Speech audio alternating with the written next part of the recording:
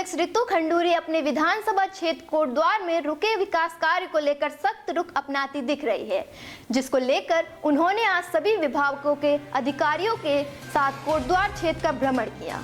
साथ ही जहां जहां कार्यों में खामियां पाई गई, उसके लिए जिम्मेदार अधिकारी को तत्काल सुधार करने के आदेश दिए।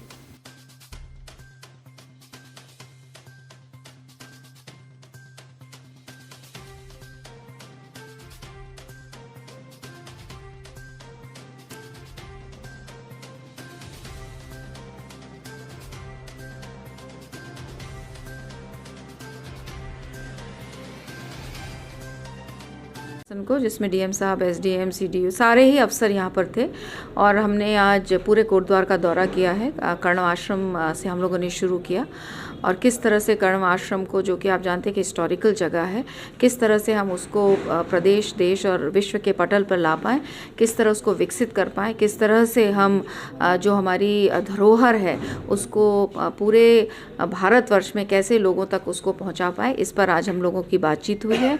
आगे हम उसका कैसे प्रोजेक्ट बनाएं, किस तरह से उस पर हम काम करें।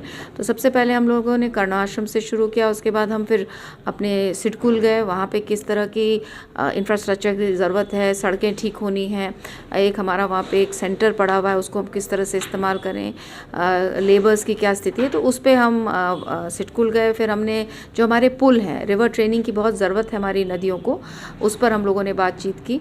कुछ जो हमारे रिटेंशन वॉल जो होता है, बाढ़ से सुरक्षा के लिए जो दीवारें बनती हैं, उसका पैसा सिंचाई विभाग में आ चुका है।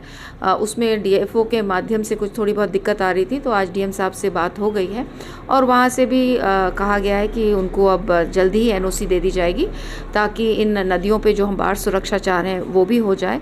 उसके बाद मोटर नगर का गड्ढा आप लोग सब जानते हैं, एक बहुत बड़ी परेशानी है कोटद्वार के लिए, तो उसमें डीएम साहब ने बहुत पॉजिटिव बात बोली है और उन्होंने कहा है कि उसको वो चीफ सेक्रेटरी साहब के सामने रखेंगे और प्रयास करेंगे कि उसको जल्द से जल्द हम लोग किसी भी तरह से उसको हम सॉर्ट आउट करें।